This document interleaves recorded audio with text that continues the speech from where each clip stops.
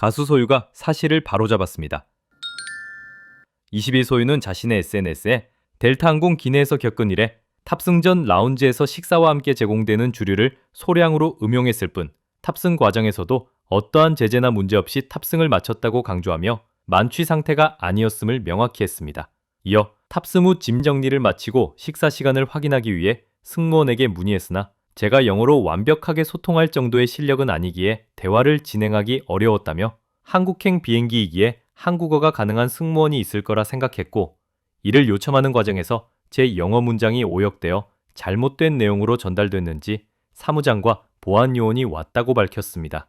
소유는 이때 한국어가 가능한 승무원분도 오셔서 대화를 도와주셨는데 저는 전혀 문제없음이 확인되었고 비행기를 탑승한 채 예정대로 입국했다며 오해에서 비롯된 일일 수 있으나 이후로도 모멸감을 느낄 만한 일들이 계속되었다고 전했습니다. 서양권 승무원들은 사태가 진정된 이후 비행 중에도 고압적인 태도를 취했다고 소유에게 승무원이 복도에서 카트를 옮긴다며 이동을 요청했지만 또 다른 승무원이 당장 나가라며 소리쳤다는 것. 당초 요청한 승무원이 상황을 설명했지만 아무런 사과도 없었다고 했습니다. 이외에도 한국행 비행기에서 한국어 메뉴판을 소유의 스태프가 요청하자 또 다른 외국어 메뉴판을 주는 묘한 상황이 계속해서 연출되었다고 밝혔습니다. 앞서 소유는 뉴욕 스케줄을 마치고 경유로 애틀란타에서 한국행 비행기에 올랐다.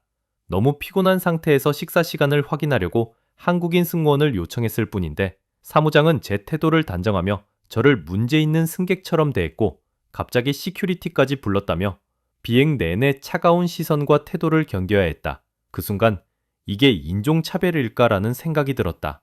아무도 인종 때문에 의심받거나 모욕당하지 않기를 바란다고 목소리를 높였습니다. 하지만 소유가 만취한 상태였다는 근거 없는 목격담이 SNS에 등장했고 여론은 기울었으나 정작 목격담을 작성한 이는 이를 삭제하고 사라졌습니다. 한편 지난 2024년 연방교통부에 따르면 차별 불만이 가장 많이 접수된 항공사 3위로 델타항공이 꼽힌 바 있습니다. 가수 소유가 미국행 항공기에서 인종차별을 당했다고 주장했으나 같은 비행기에 탑승한 승객들의 상반된 증언이 나오며 논란이 커지고 있습니다.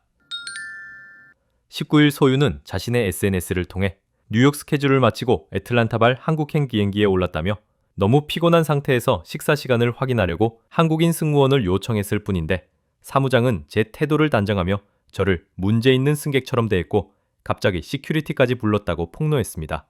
이어 제가 문제라면 내리겠다는 말까지 해야 했고 이후 비행 내내 차가운 시선과 태도를 견뎌야 했다며 그 순간 이게 인종차별일까? 라는 생각이 들었다고 털어놨습니다.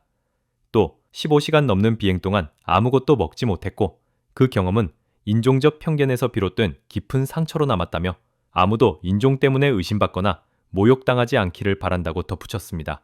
소유의 글은 온라인을 통해 빠르게 확산됐으며 팬들과 네티즌들은 명백한 인종차별이라며 분노를 표했습니다.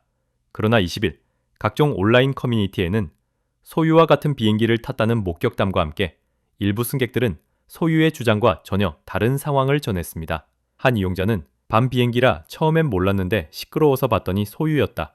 본인 입으로 취했다고 했고 메뉴를 못 읽어서 한국인 승무원을 요구했다. 시큐리티는 오지 않았다고 주장했습니다. 또 다른 목격자는 소유가 만취 상태에서 피곤하다고 식사를 거절했고 승무원들이 취한 상태에서 비행은 위험하다며 조심스럽게 설명했다. 그런데 나중에 인종차별이라고 하니 같은 한국인으로서 민망했다고 적었습니다.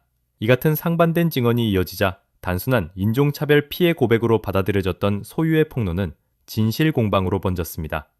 소유가 올린 게시물에는 여전히 지지와 비판이 엇갈리는 댓글이 달리고 있으며 델타항공 측 입장발 여부에도 관심이 쏠리고 있습니다.